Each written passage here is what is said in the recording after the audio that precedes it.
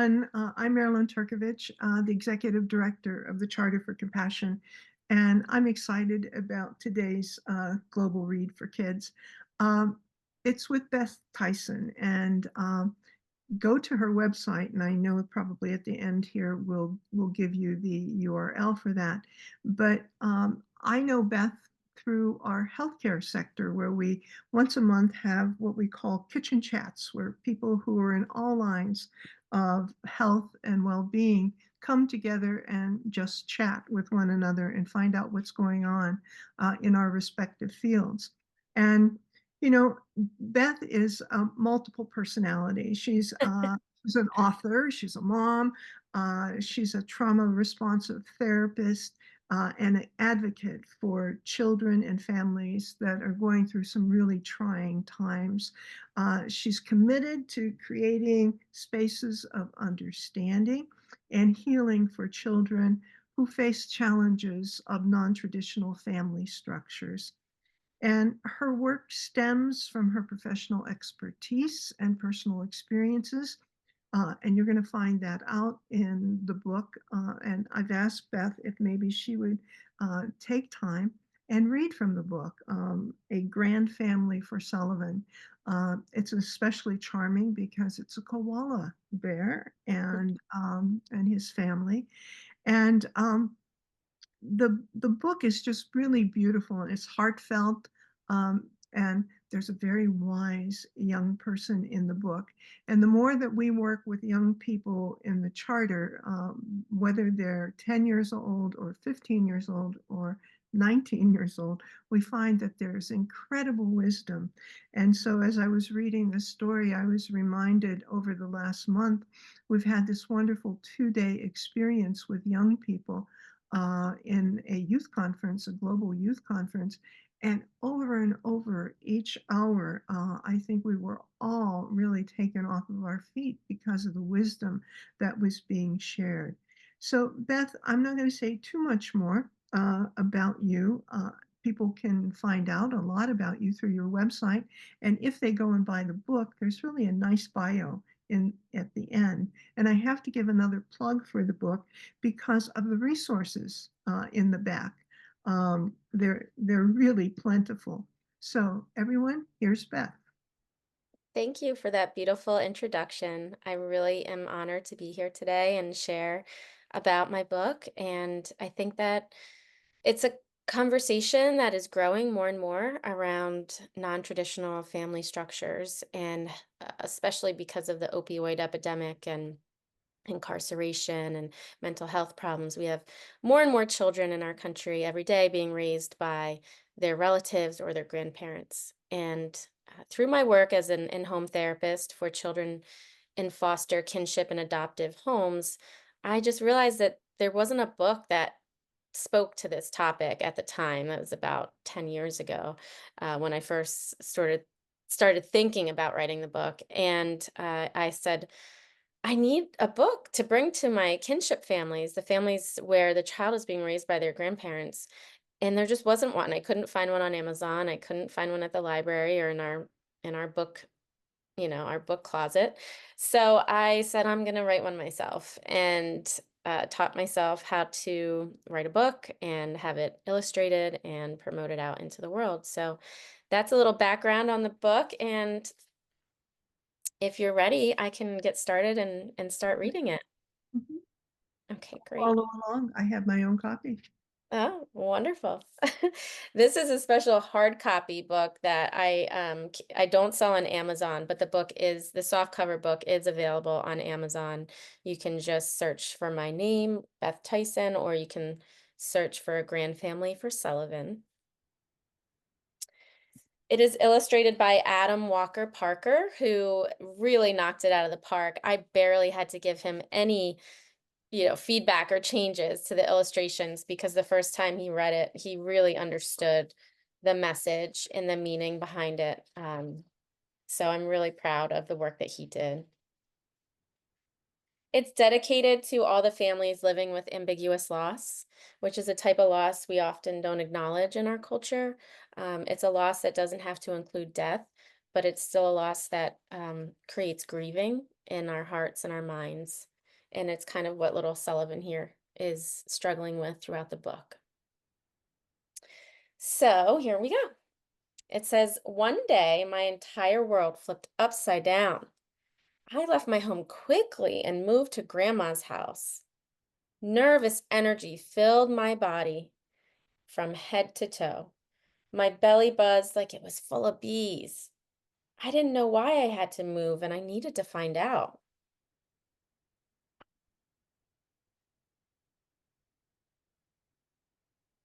I sat with Grandma, who was munching on leaves.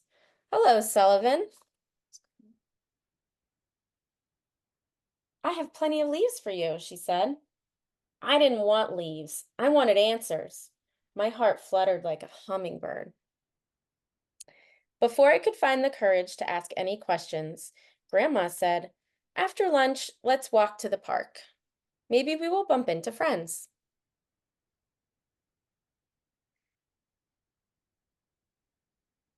I didn't want to see friends. I wanted answers.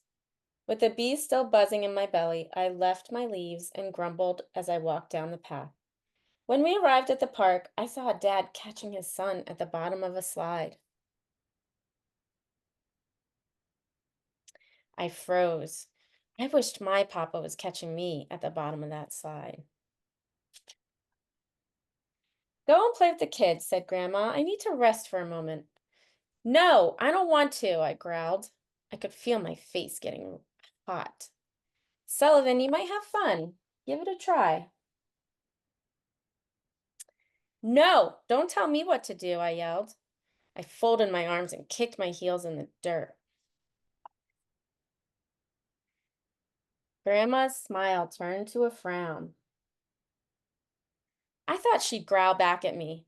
Instead, she said quietly, I will give you some time. She rested on a bench, took a deep breath, and kept her eyes on me.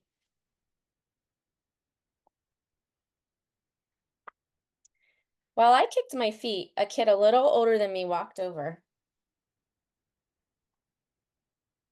Hi, I'm Annie. I heard you growling at your grandma. You seem angry. What's wrong? She asked. I don't want to talk about it. You won't understand. I stared at the ground. You might be surprised. I used to growl at my grandma too. I looked up at Annie curiously.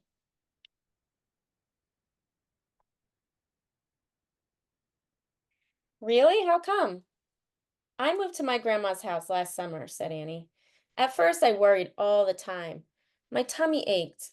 When I felt scared, I growled at my grandma. Then a friend showed me a way to calm down and feel better. Come, I can show you.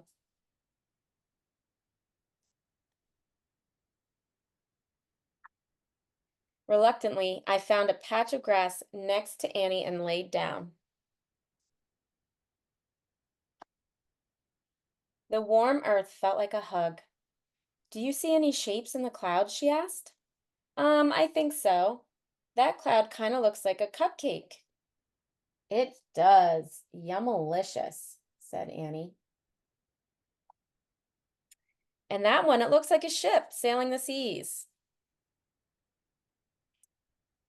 Annie took a deep breath in through her nose and slowly let it out.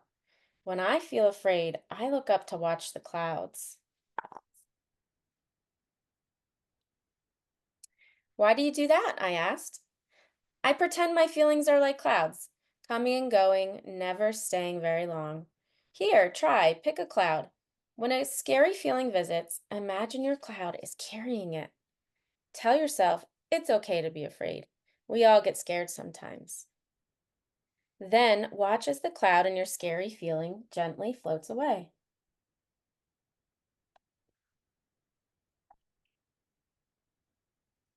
We lay in the grass, not talking, watching the clouds come and go. In the quiet, I worried about home again. I shivered like a dog in a thunderstorm. Just then, I spotted a cloud shaped like a butterfly. I imagined my fear floating on its wings. I watched the cloud flutter away with my uncomfortable feeling. The shivering in my body stopped.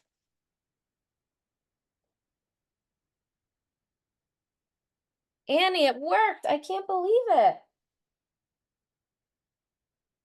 I'm so proud of you, Sullivan. It took a lot of courage to try. We took turns pointing out shapes in the clouds and watching our feelings float by. After a while, Grandma came to find us. It's time to go, she said. We'll see Annie again soon. Bye, Annie. Thanks for your help. On the way home, I thought about Mama and Papa again. I told myself it's okay to be afraid. Let feelings come and go. And with that, the bees in my belly buzzed a little less. I finally felt brave enough to talk to Grandma. Why do I have to live with you? I asked. Did I do something wrong?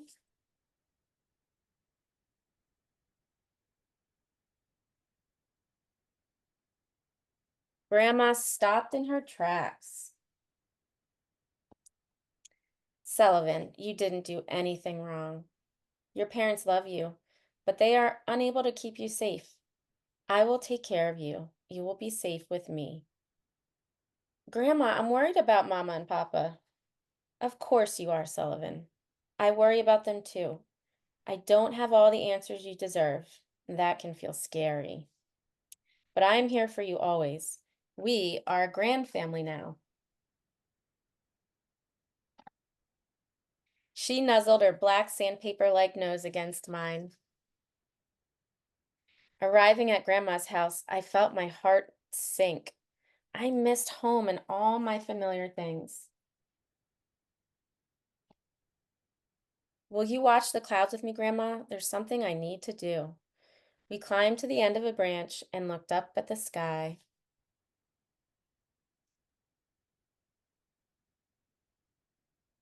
With the comfort of Grandma's paw on my shoulder, I said, do you see that heart-shaped cloud up there? It's holding my sad feelings about home. Will you stay with me while I watch it float by?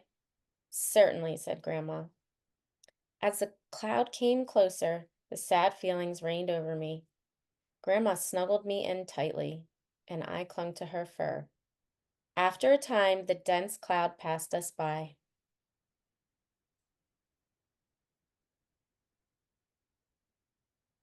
We let go of each other, and I noticed that my body felt different. The bees in my belly stopped buzzing. The hummingbird, the hummingbird wings were resting, and the shivering dog now sat still. Grandma turned to me and said, Sullivan, you are a very brave kid. My heart warmed with a hopeful feeling. With you by my side and the clouds above me, I know we will get through anything. We are a grand family now.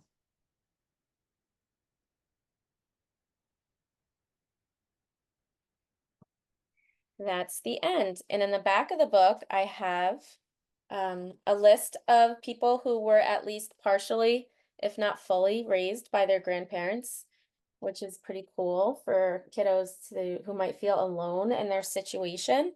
They can see that there's some very notable people that have also been through something similar. And then I also provide some coping skills for kids in the back that are really easy for them to remember. And I also provide resources and tips for caregivers to apply after reading the book. So, that's the I'm wondering, story. Beth, how did you arrive at the coping skills that are in the back of the book? Oh, sure. So I wanted something that was like uh something kids could remember. So it's rats. And I just thought about like the most important things that I thought kids could take away from uh, you know, a short little like coping skills list. And so the first one is remember that big feelings are a natural part of life, and it's okay to have scary thoughts and feelings. Ask to take a break if you feel upset. Take a minute to scribble, do jumping jacks, or squeeze your body tight. Tell a friend, teacher, or parent how you are feeling. Talking about how you feel helps your body relax. And stop what you're doing and notice one thing you can feel, hear, see, or smell. This is called a grounding activity and can help you feel calm. So basically, I was just trying to package up like all my favorite tips in one short something memorable that they could remember, like rats. And yeah, that was kind of the inspiration. Great There, question. there were a couple things that stood out for me in terms of words. One was rats, because I think kids would grab hold of that and remember it. The other was grandfamily. I just love that concept of grandfamily. And it doesn't have to be for kids who wind up in non-traditional family life. It just seems like it's a very special word. So, how many Annies are out there? So Sullivans and Annies, so we have about 3 million grand families in the United States alone. And that means that the head of the household is a grandparent and they are raising children without a parent present, without a biological parent present. So we have about 2.6, 2.8 million of those that are documented in the United States. Now we have a lot more that are outside the child welfare system. So we know that number is actually much larger because of informal arrangements where there is not necessarily involvement with the child welfare system. So I'm just kind of wondering, going back to Annie, because she's filled with wisdom. She's just slightly older than Sullivan. Yeah. Um, have you found examples of Annies out there who have been really models for other kids in the system? Oh, definitely. There's always children and teens and even young adults that I've met who are giving back to the community after what they've experienced. And so, yes, there's lots of advocates who have lived it themselves, which we use many of those voices and those stories and things like that to help create the videos that we talked about earlier. Hmm. Yeah. And I'm kind of wondering, what lessons have you learned that you can pass on to caregivers and educators even? Oh, Who yeah. So the most important thing for children who have experienced trauma, which is what sort of Sullivan's experience of suddenly having to leave home and live with grandma, having all these big feelings and emotions, that is a common experience for kids in this situation to feel kind of angry and confused and having outbursts and just not able to control their emotions because they're so worried or scared about what might happen next. And what I find is that providing an environment that is built on trust and safety is the foundation for their healing. So, focusing first on building trust with a child and providing security, safety, consistency, um, commitment to that child, and then the healing process can start to happen. But until they feel psychologically and physically safe in your care, then, it's really difficult to make progress. So focusing on that above all else, above, grades and above, sports and all these other things that we tend to focus on as caregivers, really should focus on the attachment and the safety and trust that you can build with that child. Yeah. I thought Grandma was really very wise, backing away, giving Sullivan space and time, which so often we find ourselves not willing to do because we, as maybe potential caregivers or caregivers, are nervous and don't know what to do. But somehow Grandma had the experience of knowing what to do. And I'm kind of wondering about, what role does compassion play in really helping foster resilience in kids under these, many, many difficult circumstances in which they find themselves. Yeah, and I think that's exactly the word for grandma, right? She was compassionate. She understood that it wasn't about her. She Hmm. understood that it wasn't him being quote unquote bad kid, but that he was just having a hard moment. And I think, a lot of my work revolves around shifting adult perspectives around a child's behavior to see it as response to a potential trauma that happened or a response because they are having they're feeling some deep emotions that they don't know how to cope with, than to say, oh, this kid is misbehaving or this is a troubled child. And when we can get that understanding from the adults and kind of shift that perspective and approach the child in a more therapeutic manner instead of a like punishing, you know, like, you need to be in trouble for the way you're acting, but no, it's like, well, why are you acting this way? Let's get to the root cause. Are you scared? Um are you angry because you're actually really scared underneath? Are you angry because you're missing somebody? Um and and you could see that play out in the story where Sullivan sees the dad catching the other child at the bottom of the slide, and then it's shortly after that that he has his outburst of anger, and it's because kids don't know how to articulate a lot of times, especially young children. They don't know how to say, "Oh, I'm missing daddy," or I wish daddy were here." They might be afraid to say something like that, but getting angry can feel more accessible, Yeah. under those circumstances. If there was one message that you can give to people who were lucky enough to happen upon the book, whether they're a child or an adult, um, what would Sullivan's journey, what would the lesson be? I think the lesson would be that, you're never alone, that there are people who care for you and can love you, and that our big emotions are manageable. Like, it's okay to have big emotions, it's okay to feel scared, it's okay to cry, get angry. All those things are human responses to overwhelming circumstances, and it doesn't mean there's anything wrong with you.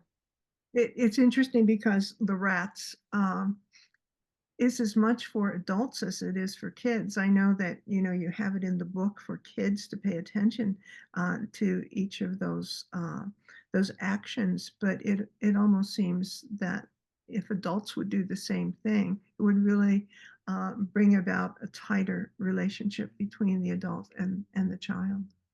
Oh, definitely. A lot of the guidance I give for kids applies to us. Yeah. In fact, like if one of the things I'm really passionate about is that if we aren't aware of our own emotions and feelings, that kids can sort of trigger or activate in us based off of things that happened in our past or in our childhood, then we can get kind of caught up in big, strong reactions and anger back towards the child if we're not, sort of aware and in touch with our own triggers from childhood. So yeah, I think it's being compassionate with ourselves too, right? And Mhm. giving ourselves some self-care and some attention uh, in the same way that we're asking the children to. Okay. There's a question.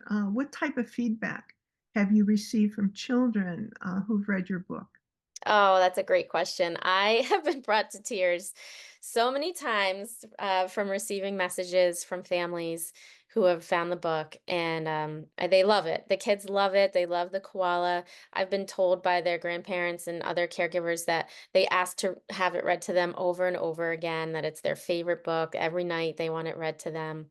If a grand family reaches out to me, I ask for their address and I send them a stuffed koala, and so I've had families send me back pictures of their children with the book and the koala, like without me even asking them. And just sharing like how and special it's been. And a lot of the grandparents will say like, how did you know? How did you know like the exact situation that we're in, or like the exact thing? And it's because I observed it from an outside perspective, and Sullivan's story is based on a sort of a true story of a mixture of different real Mhm. life experiences that I witnessed. Not any one in particular, but kind of a melting of many put together of the most common situations I saw, and that sort of is why the book turned out the way that it did. So yeah, it's So, been a what's pleasure. next? What's next for Beth and maybe even for Sullivan? I don't know. Yeah. So Sullivan has a sequel coming out. It's almost published, but not yet. It'll also be available on Amazon. This book, I think I mentioned, is on Amazon as well.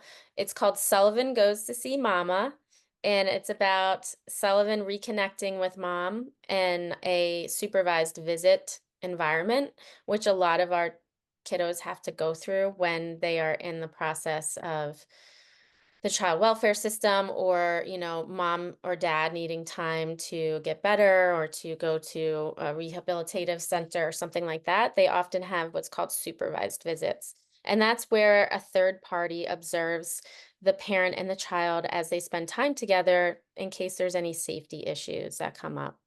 And this can be really activating for the child and the caregivers, because it's a very emotional experience, and there's also this third party that's there sort of, witnessing all of it, which can feel very uncomfortable for the child and their parents.